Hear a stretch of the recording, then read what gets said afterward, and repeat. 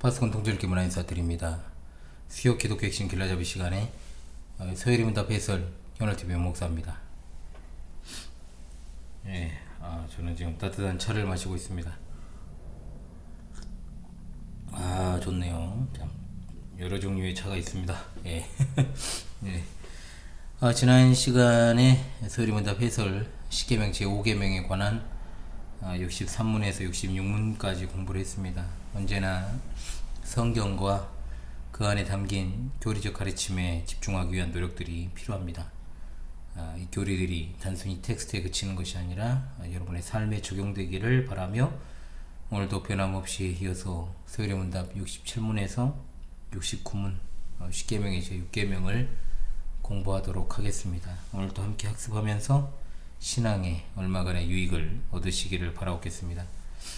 10계명 제6계명 67문부터 살펴보겠습니다. 자, 제6계명은 무엇입니까? 답. 제6계명은 살인하지 말지니라 하신 것입니다.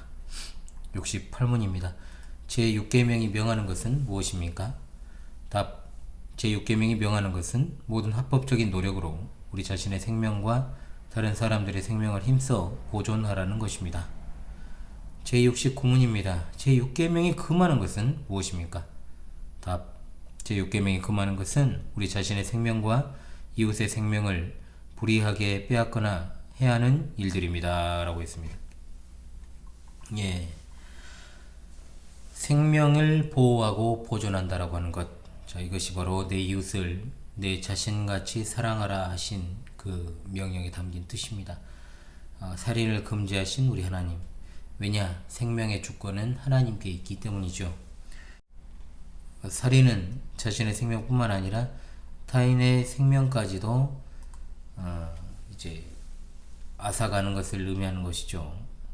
그런데 하나님의 계명은 자신의 생명처럼 다른 사람의 생명도 자기 생명처럼 사랑하고 보호하는 것이다 라는 것을 우리에게 이 6계명을 통해서 가르쳐 주십니다. 이것은 내 이웃을 내 자신같이 사랑하라 하신 그 말씀의 한 측면이 되겠습니다. 왜 하나님은 살인에 대해서 이렇게 단호하게 명령하실까요? 그것은 바로 인간은 하나님의 형상으로 창조함을 받았기 때문입니다.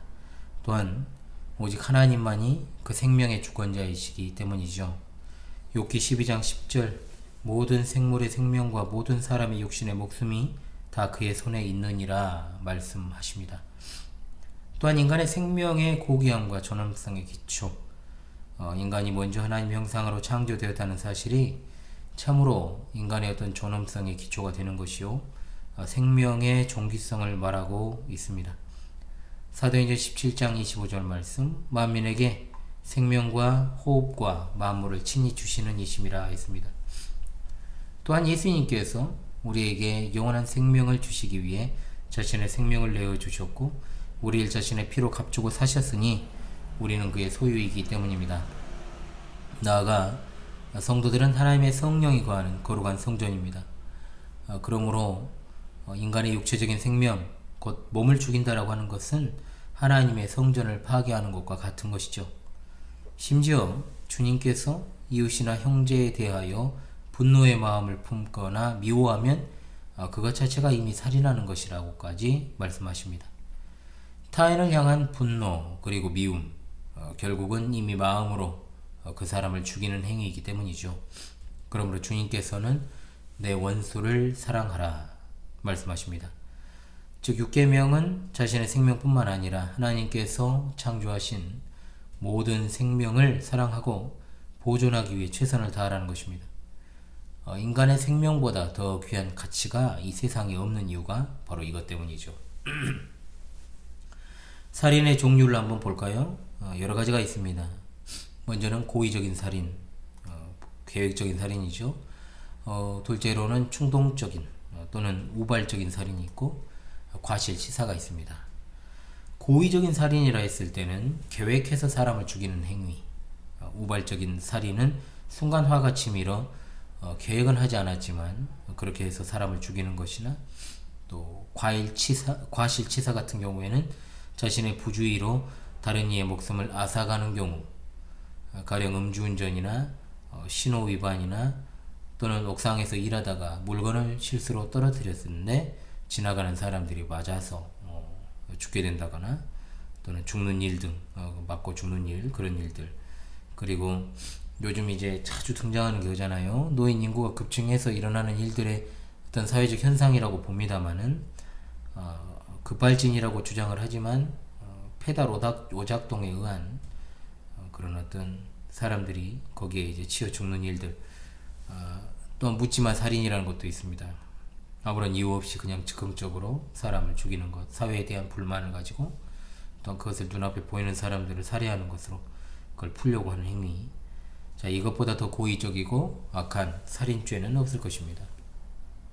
또한 주님께서는 생명이 절박한 사람을 그냥 지나치는 행위도 책임이 있다라고 말씀하셨습니다. 그만큼 이 세상에서 인간의 생명보다 귀한 가치가 없다라고 하는 것이 여기서도 여실히 드러나게 되는 거죠.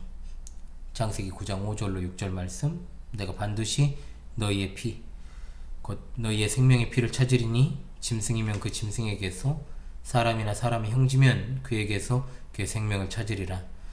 다른 사람의 피를 흘리면 그 사람의 피도 흘릴 것이니 하나님이 자기 형상대로 사람을 지으셨느니라. 시편 24편 1절입니다. 땅과 거기 충만한 것과 그 가운데 사는 자들은 다 여호와의 것이로다.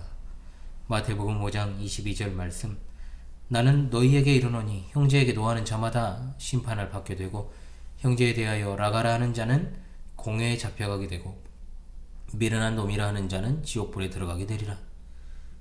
요한일서 3장 15절입니다. 그 형제를 미워하는 자마다 살인하는 자니 살인하는 자마다 영생이 그 속에 거하지 아니하는 것을 너희가 아는 바라. 레위기 19장 8절입니다. 내 이웃 사랑하기를 내 자신과 같이 사랑하라. 나는 여호와이니라. 아멘. 살인하지 말라고 하는 이 제6계명의 예외 규정도 있습니다. 자, 그 예외 규정이 몇 가지가 있는데요. 첫 번째는 정당방위입니다. 그런데 사실 대한민국에서 이 정당방위를 인정받기가 쉽지가 않습니다. 그러나 어찌되었든 간에 원리적으로 이야기를 했을 때 자신이나 타인의 생명을 보호하기 위해 자위적으로 그 가해자에게 상해를 입히거나 살인하는 경우에 정당방위로서 무죄가 인정되는 것이죠. 그렇다고 해서 정당방위의 살인이 적극적으로 이제 권장되어야 한다는 의미는 아닙니다. 더 큰 피해를 막기 위한 것이죠. 즉, 더 많은 다수가 죽거나 다치는 일을 막기 위해서, 그리고 나와 내 가족과 이웃의 생명을 위해서 부득이한 경우에 일어날 수 있는 일이다, 이 말입니다. 이미 말씀드렸지만 사실상 국내에서 정당방위 인정받기가 쉽지 않습니다. 굉장히 어려운 현실입니다. 그러나 우리는 세상법이 아니라 하나님 나라 법으로 정당방위를 통해서 나와 내 소중한 가족과 이웃의 생명을 위해 사용하는 것이 옳다라고 말할 수 있을 것입니다. 자, 두 번째로 비가실치사 행위가 있습니다. 계획적이 아니라 정말로 생각지도 않게 뜻밖의 부득이하게 사람을 이렇게 죽게 만드는 경우입니다. 예를 들어서 성경에서는 이렇게 나오죠. 도끼가 자루에서 빠져가지고 사람을 맞춘다거나, 요즘으로 따지면 애초기를 돌리고 있는데 날이 이제 돌에 걸려가지고 부러졌어요. 그런데 옆 사람을 아주 치명적인 어떤 부분을 갖다가 맞춰서 죽게 하다거나 하는 등의 일입니다. 출애굽기 21장 13절 말씀, 만일 사람이 고의적으로 한 것이 아니라 나 하나님이 사람을 그의 손에 넘긴 것이면 내가 그를 위하여 한 곳을 정하리니 그 사람이 그리로 도망할 것이며, 도피처에 가는 것이죠. 신명기 19장 4절 6절입니다. 살인자가 그리로 도피하여 살만한 경우는 이러하니 곧 누구든지 본래 원한이 없이 부지 중에 그의 이웃을 죽인 일, 가령 사람이 그 이웃과 함께 볼목하러 살림에 들어가서 손에 도끼를 들고 볼목하려고 찍을 때 도끼가 자루에서 빠져 그의 이웃을 맞춰 그를 죽게 함과 같은 것이라. 이런 사람은 그 성읍 중 하나로 도피하여 생명을 보존할 것이니라. 민수기 35장 22절 25절입니다. 악의가 없이 우연히 사람을 밀치거나 기회를 엿봄이 없이 무엇을 던지거나 보지 못하고 사람을 죽일 만한 돌을 던져서 죽였을 때 이는 악의도 없고 헤아려 한 것도 아닌즉 회중이 친자와 피를 보복하는 자 간에 이 규례대로 판결하여 피를 보복하는 자의 손에서 살인자를 건져내어 그가 폐하였던 도피성으로 돌려보낼 것이요 그는 거룩한 기름 부음을 받은 대제사장이 죽기까지 거기 거주할 것이니라 말씀하시고 있습니다. 자, 그 다음에 이제 국방의 의무를 수행 중에서 발생하는 살인에 대한 것입니다. 나라를 지키기 위한 방어 전쟁을 수행하는 가운데 적군을 죽이는 것도 일종의 정당 방위로 볼 수 있기 때문에 육계명을 어기는 것은 아닙니다. 그렇지만 침략 전쟁으로 인한 행위, 이것은 결코 인정받을 수 없는 살인 행위, 전쟁 중이라 할지라도 또 전투 능력을 상실한 부상병이나 포로를 살해하거나 상대국의 민간인을 죽이는 것은 전쟁 범죄 행위이기 때문에 살인에 해당한다고 볼 수 있습니다. 로마서 13장 4절 말씀, 그는 하나님의 사역자가 되어 내게 선을 베푸는 자니라. 그러나 내가 악을 행하거든 두려워하라. 그가 공연히 칼을 가지지 아니하였으니 곧 하나님의 사역자가 되어 악을 행하는 자에게 진노하심을 따라 보응하는 자니라. 아멘.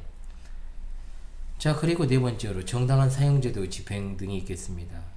사람의 생명을 해치거나 여러가지 극악한 악행을 멈추게 하기 위하여 공적으로 범행 사실이 인정되고 영구히 이제 사회적으로 차단시키는 제도가 바로 사형제도입니다. 이건 분명히 성경이 허락하고 있는 가운데 있죠. 사형제도 폐지를 주장하는 이들이 많고 또는 또 사형제도라고 하는 것이 한계가 분명히 존재함에도 불구하고 사형제도는 필요한 것이 사실입니다. 물론 개인적인 보복살인은 법질서 테두리 밖에 이루어지는 것이니 금지되는 것이 당연한 것이요. 또한 국가에 의해 집행되는 사형제도가 법질서를 남용해서 어떤 체제의 반대 세력을 제거하기 위한 용도로 남용되어서도 안 될 것이기 때문에 이 부분은 분명 신중하게 접근할 차원인 것은 사실입니다. 사형제도에 대해서 한번 또 언급하는 날이 있을 것입니다. 우리나라는 1997년 이후 사형이 거의 30년 가까이 집행이 되지 않아 실질적인 사형 폐지 국가로 분류되고 있습니다. 창세기 9장 6절 말씀을 기억합시다. 다른 사람의 피를 흘리면 그 사람의 피도 흘릴 것이니 이는 하나님이 자기 형상대로 사람을 지으셨음이니라. 출애굽기 21장 14절 말씀, 사람이 그 이웃을 고의로 죽였으면 너는 그를 내 제단에서라도 잡아내려 죽일지니라. 아멘. 물론 이제 이와 같은 것들에 지나지 않고 더 깊이 좀 생각해 봐야 될 사회적인 문제들, 사람의 목숨과 관련한 그런 문제들이 좀 있습니다. 특히나 이제 자살 문제가 있죠. 이 자살이라고 하는 것은 너무나도 심각한 문제입니다. 우리나라의 자살률을 여러분도 아시겠지만은 어마어마하죠. 거두절미하겠습니다. 이 자살은 자신의 생명의 주인이 하나님이 아니라 자기라는 사실을 가장 적극적으로 밝히는 죄악된 행동입니다. 분명히 이것은 육계명을 어기는 일이다 이 말입니다.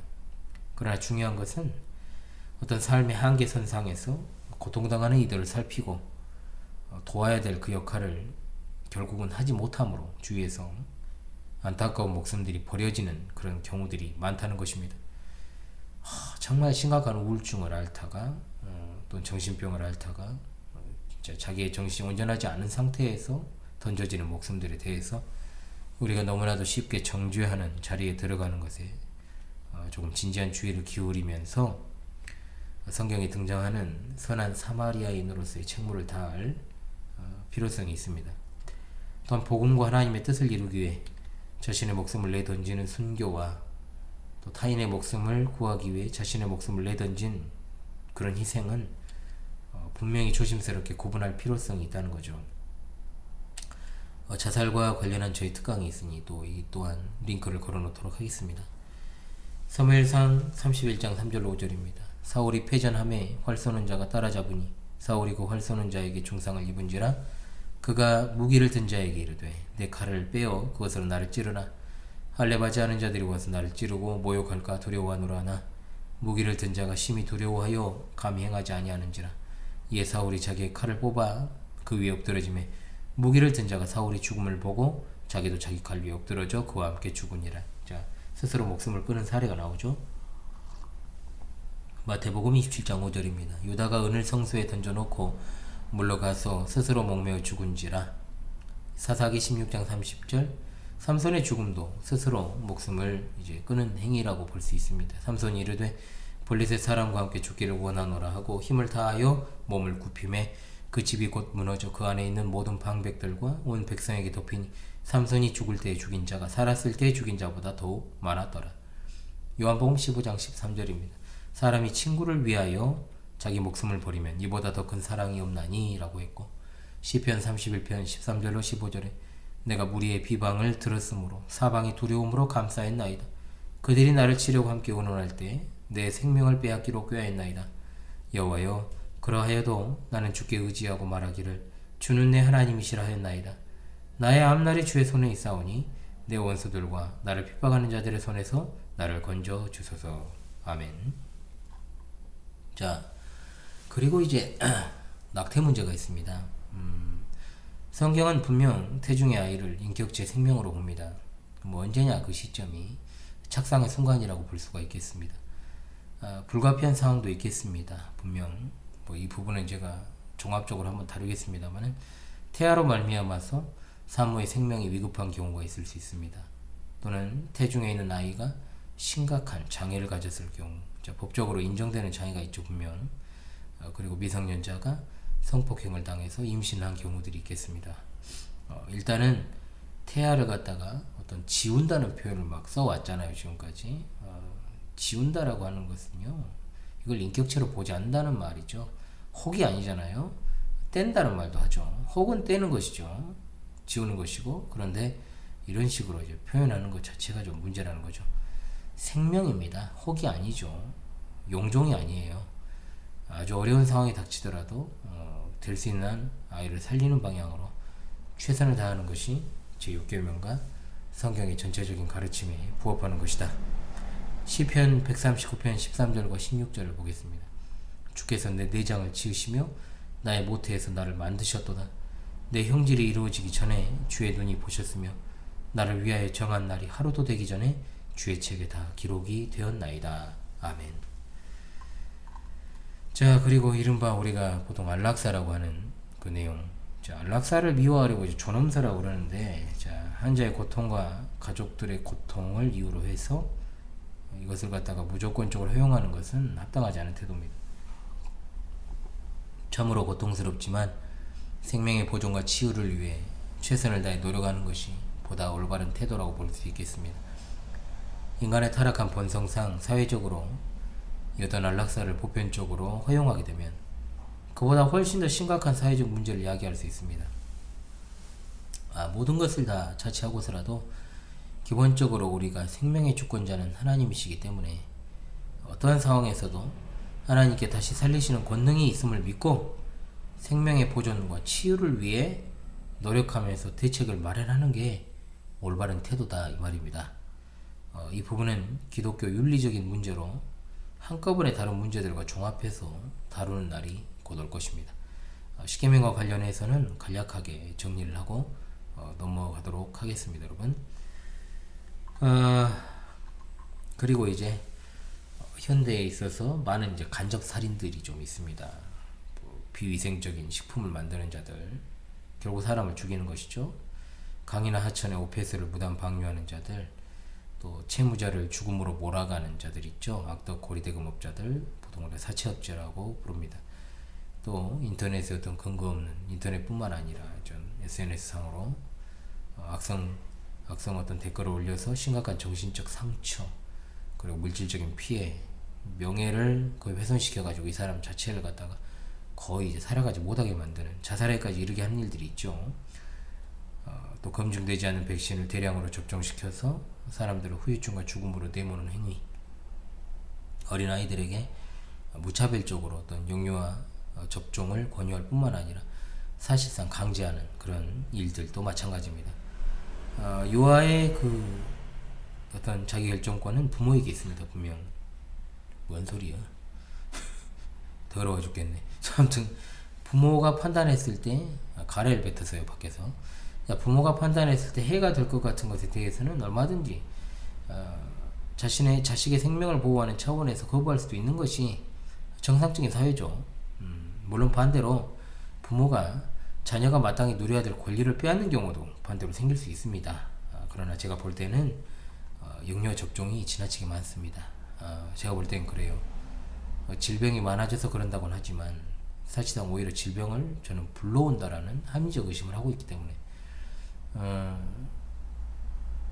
이 부분에 대해서도 제가 길게 말하지 않겠습니다. 왜냐하면 저하고 의견이 다른 분들이 분명히 많기 때문에 이것도 제가 따로 한번 다루도록 하죠.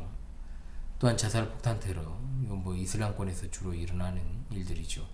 대량 살상 무기, 특히 핵무기의 위협에 우리 대한민국이 지금 직면해 있습니다. 그리고 아까도 이야기했습니다. 엑셀과 브레이크도 구분을 못하면 운전 안 해야죠. 그렇잖아요. 저도 가끔 길을 가다가 운전을 하거나 하면 정말 저 사람 운전면허증을 당장 빼앗고 싶은 충동이 드는 사람들이 실제로 있습니다. 차라는 건 그러잖아요. 누가 운전을 하느냐에 따라, 뭐 칼도 마찬가지고 누군가의 손에 들려있느냐에 따라, 누가 운전대를 잡았냐에 따라서 심각한 살인 무기가 될 수도 있는 겁니다. 이 모든 것들이 간접 살인으로서 성형적으로 허용될 수 없는 것이다.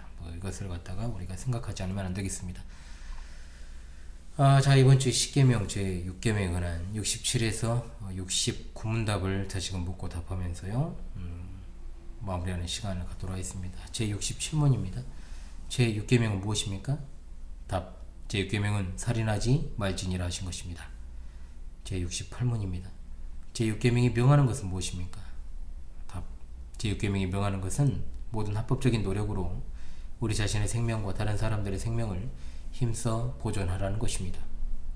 69문입니다. 제 6계명이 금하는 것은 무엇입니까? 답. 제 6계명이 금하는 것은 우리 자신의 생명과 이웃의 생명을 불이하게 빼앗거나 해야 하는 일들입니다. 라고 했습니다. 예, 여러분 상당히 많은 문답들을 우리가 공부하고 있습니다만 10계명이 끝나게 되면 또 이제 기도로 넘어가게 되어 있습니다만은 좀 빨리 가려면은 제가 2계명씩 하면은 좋은데 1계명씩 일단 하고 좀 짧다 싶으면은 제가 2개씩 그렇게 진행을 하도록 하겠습니다. 그러나 웬만하면 많이는 하지 않겠습니다. 여러분들 하나하나 제대로 배워가는 것이 더 중요하다라고 생각하기 때문입니다. 여러분 다음 시간 CEO 기독교 핵심 길라잡 시간 다시 찾아오겠습니다. 그것보다도요 또 이제 방송과 관련해 가지고 좀 말씀을 드리면 또 말씀을 드리겠지만은 일단은 12월 30일부터 31일 그리고 이제 그 다음에 1월 1일 2, 3으로 이제 넘어가는 이제 끼어있는 주가 되지 않습니까? 그래서 실제로 제가 영상편지 19번에서 이야기했던 그 같은 방식의 방송 진행은 1월 5일 주일 그 들어있는 그 주부터 이제 시작이 될 것 같습니다. 그래서 이제 1월 6일부터 이제 시작되는 그 방송 일정은 제가 영상편지 19번에서 이야기했던 대로 그 패턴대로 이제 방송을 진행해야 될 것 같습니다. 그래서 1월 이제 12월 마지막 주가 걸려있는 1월과 걸려있는 그 주에는 지금까지 해오던 패턴대로 그렇게 진행을 하고 마무리를 하고요. 좀 방송을 좀 정비하는 시간으로 좀 보내고 그리고 나서 1월 이제 5일 주일 그 주부터 이제 좀 정상적으로 또 이제 새로운 마음가짐과 자세로 방송을 갖다가 진행해야 되겠다 지금 마음 먹고 있습니다. 한 해가 이제 이렇게 저물어 갑니다, 여러분. 오늘은 휴일이고 또 내일 여러분 방송으로 여러분들을 찾아오도록 하겠습니다. 지금까지 CEO 기독교 핵심 길라잡이 서울의 문답 해설의 현월TV 윤목사였습니다. 여러분 감사합니다.